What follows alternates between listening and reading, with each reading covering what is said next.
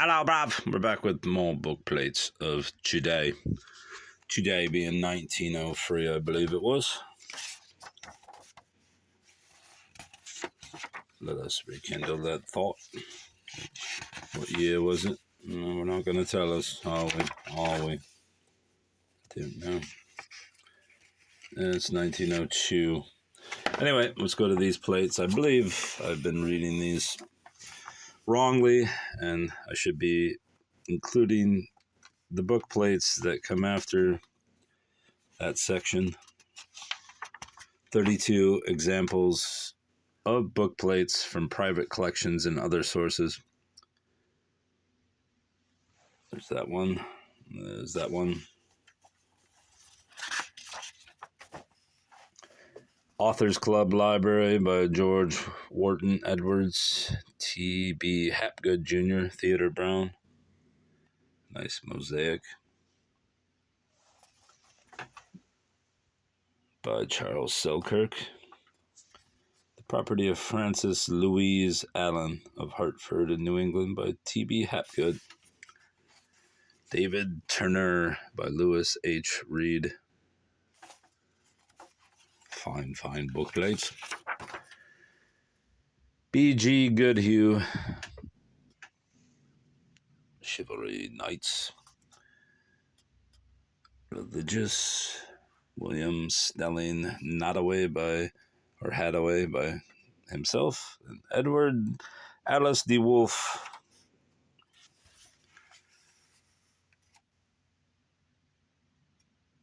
John B. Larner. That's pretty cool. Goodhue, French and Goodhue.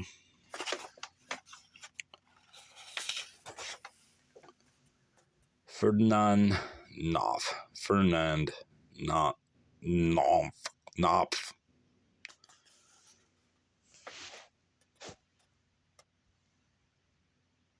one looks pixelated. That one's pretty cool. Richard Butler Glenser, Reginald Vanderbilt, and Charles E. Elred of English Navy. These are pretty mundane. This one I like. Gladys D. Gray. Ex Libris George Louis Beer. It's pretty good. That one's a little too busy.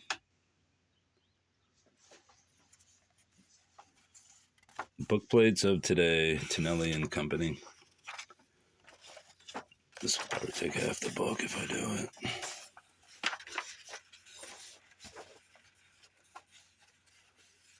I think we'll continue just because I'm only at the 3-minute mark. It'd be pointless to do a 3-minute video. Ex Libris, Robert Fletcher Rogers. Book Plates and the Nude by Wilbur Macey Stone.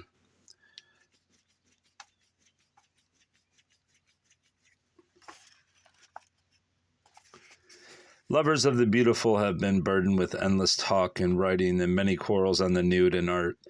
And now I have the temerity to open a new field of battle and throw down the gauntlet for strife. The eternal feminine is a prominent factor in the picture books of the day, and she is showing some tendencies to appear minus her apparel. Question: is it wise and in good taste? Of course, to start with, I am quite free to admit that good taste is a movable feast, and is much influenced by the point of view. Your taste is good if it agrees with mine. Otherwise, it is bad taste or no taste. At any rate, there are a few things we can agree upon, I think. For instance, that there is a wide distinction between the nude and the naked. Also, that the human form divine is most beautiful, but that to remain most beautiful, it must deviate, not one jot or tittle from the divine. For any deviation is to tend to the earthy and gross, which is vulgar and bad taste. We can also agree, I think, that partially draped figures can be and often are sensual and repulsive beyond the frankly nude, and this without the direct intent or knowledge of the artist. A hair perhaps divides the false and true, yes, and a single slip were the clue. But above all things, a nude figure should never carry the idea of a consciousness of its nudity. Also, clothing or drapery used simply to hide portions of the figure is execrable and more suggestive than any entire absence of clothing. While to add, as I have seen done, a hat and French-heeled shoes to a nude figure is abominable beyond condemnation. But all this is of broad application and is sawing upon the same old frayed strings. Abstractly, a beautiful nude is beautiful on a bookplate, as in a portfolio or in a frame. And some of the most beautiful bookplates I have ever seen have been nudes. Nevertheless, to me, the nude seems out of place. An unquestionable taste on a bookplate. The simple matter of repetition is enough to condemn it. The partially draped figures by R. Anning Bell are chaste and beautiful, and one never thinks of them other than as clothes, so they can hardly be considered in this discussion. Many of the bookplates by Henry Ospavat contain partially draped figures which are always beautifully drawn, pure and a constant delight. But really, I think it would jar me to meet even an angel, the same one, mind you, in each of 1,000 volumes.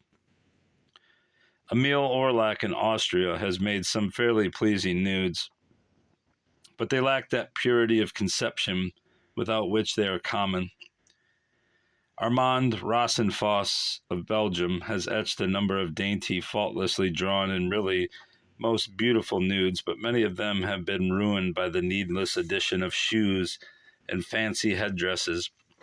Paul de Mont of Antwerp has a plate by Edmund van Opel, which he probably thinks a work of art, but which is surely the height of vulgarity.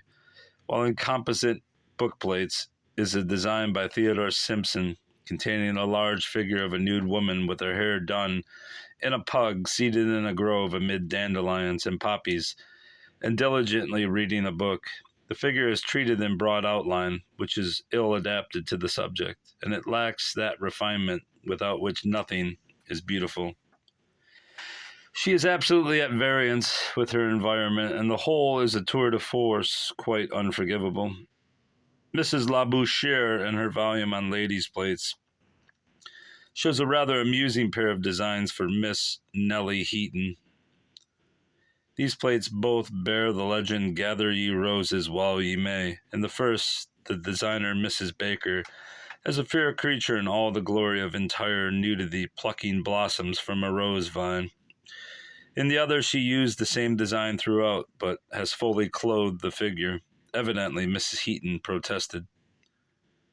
These designs by a woman call to mind the fact that among the bookplates of over 150 women designers with which I am familiar, I know of but one other nude.